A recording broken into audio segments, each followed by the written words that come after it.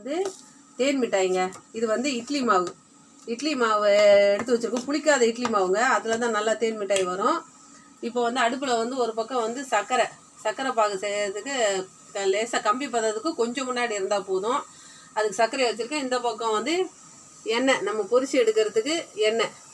இப்போது இந்த மாவில் என்ன செய்யலான்ட்டு பாருங்கள். இப்போ இதில் வந்து நம்ம கொஞ்சோண்டு ஃபுட் கலர், தேன் மிட்டாய்க்கு கொஞ்சம் ஃபுட் கலர் வரும், அதுவும் அப்புறம் லைட்டாக கொஞ்சோண்டு வந்து ஆப்பா சோடா மாவு, பேக்கிங் சோடா இதையும் போட்டு இதை நல்லா நம்ம மிக்ஸ் பண்ணிக்க போகிறோம். இப்போ பாருங்கள், இந்த மாதிரி கலந்து வச்சுட்டோம்.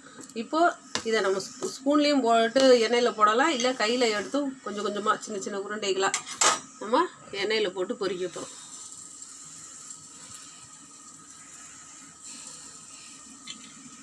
இங்கேயே காட்டு, எண்ணெயில்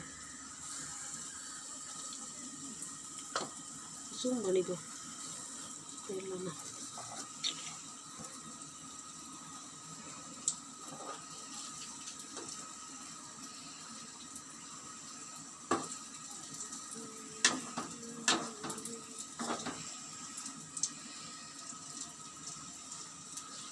போண்டா மாதிரி வந்துச்சு.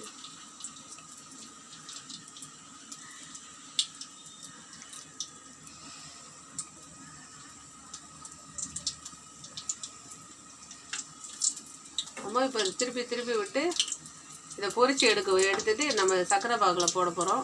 கொஞ்சம் நேரம் ப்ரௌன் கலரில் வரட்டும். சரிங்க, இது வந்து ப்ரௌன் கலரில் வரக்கூடாது. இது வெந்துருச்சு பாருங்கள், அந்த பபுள்ஸ்லாம் அடங்கிருச்சு எண்ணெயிலேருந்து. இதை நம்ம எடுத்துட வேண்டியதான். எடுத்து நம்ம ஜீராக்குள்ளே போடணும், அவ்வளோதாங்க. எடுத்து வச்சுட்டு அதுக்கப்புறமேட்டு நம்ம ஜீராக்குள்ளே போடணும். எனக்கு கொஞ்சம் ஷேப்பு வரல, தப்பாக நினச்சிக்காதீங்க.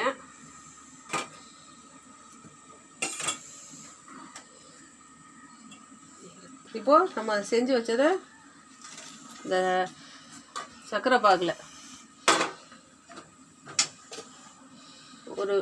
ஒரு நிமிஷம் போட்டு எடுத்துகிட்டு சாப்பிட வேண்டியது தான்.